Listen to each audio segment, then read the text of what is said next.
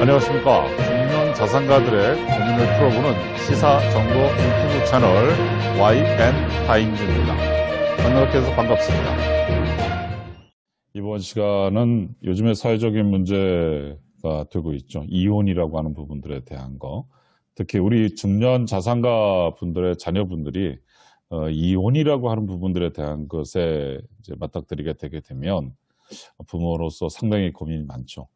근데 그 중에서도 우리 손주에 대한 걱정이 사실은 또 많이 있습니다.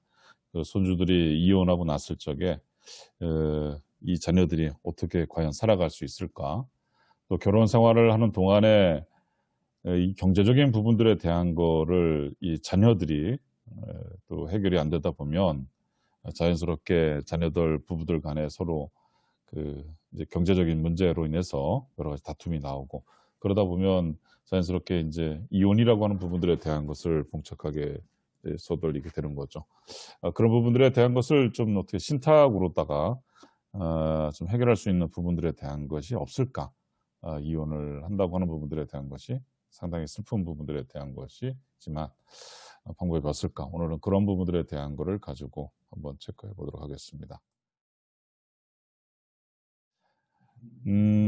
이혼이죠. 그렇죠. 서로 부부의 인연을 맺었다.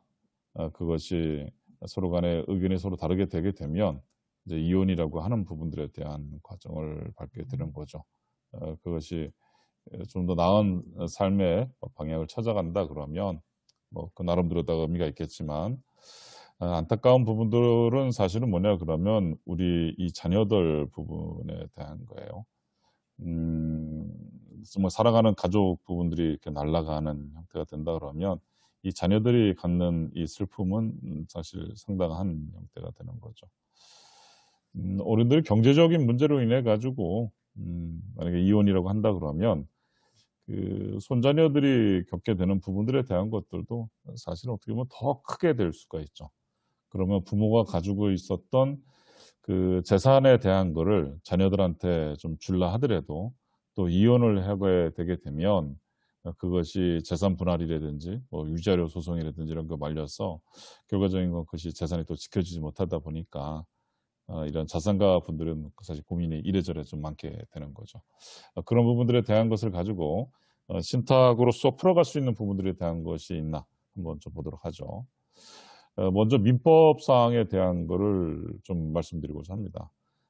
우리나라 민법의 931조에 이제 나와 있는 사항에 대해 보면 이런 게 있어요. 민법 931조에는 유언에 의한 미성년 후견인 지정 등이라고 해서 법률에 따라서 돼 있죠. 다시 말해서 뭐냐 그러면 후견인을 우리 어르신의 누구로 정하냐면 자녀로다가 정하는 거죠. 다시 말해서 우리 중년의 자산가 분들의 자녀로다가 후견인 부분들에 대한 것을 미성년 후견인으로다가 먼저 지정하자 이거죠. 누구? 여기에 있는 우리 손주들 부분들에 대한 거에 대해서는 민법사항에 따라서 일단은 누구의 자녀를 정하자 이거죠. 단 이혼 진행 시의 수익권을 자녀에서 누구에서 손주로 변경하도록 그렇게 설정하는 부분들에 대한 것을 특약사항으로다가 설정한다라고 하는 거예요.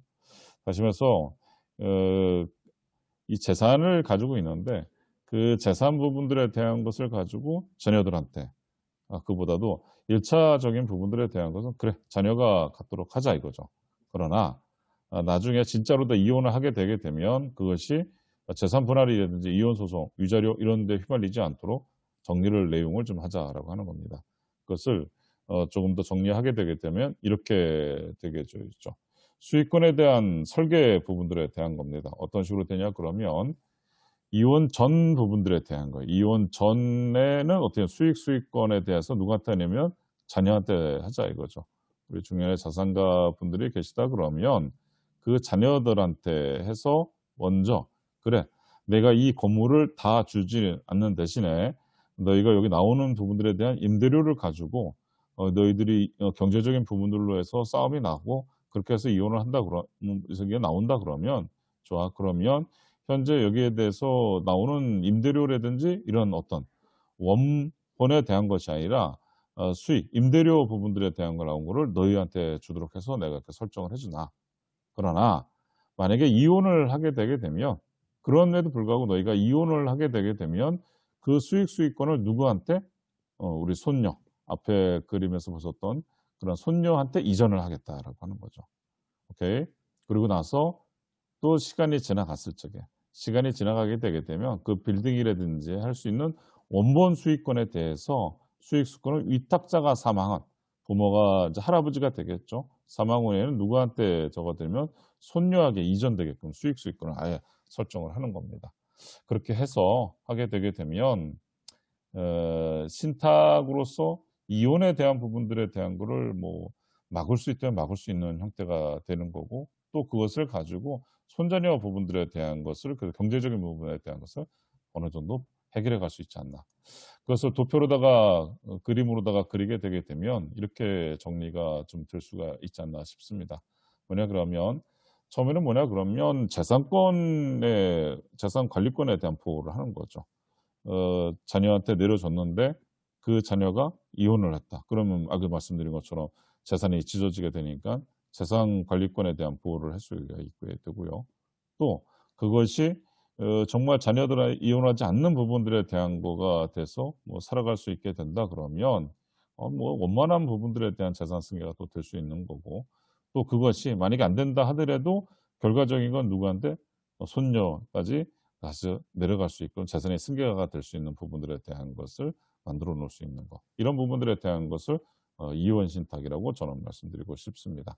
오케이. 그래서 그것을 그림으로 그리게 되게 되면 우리 위탁자, 부모 세대에 되시는 부분들에 대한 것이 뭐 현금이나 임대 수입이라든지 소유권 부분들에 대한 거를 우리 수탁자, 그러니까 수탁사에다가 맡기게 되는 거죠. 그 부분들에 대한 것을. 그래서 위탁자가 되고 수탁사가 되는 거고 수익권을 설정하는 거예요. 앞에서 말씀드린 것처럼 이혼 전에는 누가 받는다? 그분의 자녀가 임대 수입을 받아서 부부싸움을 하지 않으면서 결과적인 경제적인 부분들에 대한 것을 해결해 갈 수 있도록 좀 마련해 주는 거고요. 그럼에도 불구하고 이혼을 하게 되게 되면 수익권을 이쪽에서 일루다가 넘겨버리자 이거죠. 바로 해서 누구한테 하냐 그러면 손녀한테 바로 갈 수 있도록 그렇게 하자 이거죠. 자, 그다음에 아까 말씀드린 것처럼 말 그대로다가 위탁자가 언젠가 사망을 하게 되게 되면 이 부분들에 대한 임대, 이 건물에 있었던 부분들에 대한 것들도 누구한테 가게 된다? 손녀한테 아예 이전을 시켜버리는 부분들에 대한 것을 우리가 유언 대용 신탁을 통해 가지고 할 수가 있다라고 하는 거죠. 자, 이렇게 되게 되면 현재의 이혼이라고 하는 부분들에 대한 것을 다 막을 수는 없어요. 그러나 일정 어느 한 부분들에 대한 것이 제가 오늘 말씀드렸던 이런 부분들이 솔루션으로다가는 해결될 수 있을 것 같아요. 그래서 이런 이혼이라고 하는 부분들에 대한 것이 있어서는 안 되지만 있다고 한다 그러면 이런 부분들에 대한 것을 가지고 신탁을 활용하게 되면 재산관리권 보호나 원만한 재산 승계 부분들에 대한 것을 가지고 활용할 수 있다라고 말씀드릴 수 있습니다. 네, 오늘은 이혼 신탁에 대해서 말씀드렸습니다. 구독, 좋아요, 알림 설정까지 그다음에 공유를 부탁드리겠습니다. 다음 시간에도 다른 더 좋은 컨텐츠를 가지고 여러분들을 찾아뵙도록 하겠습니다. 고맙습니다.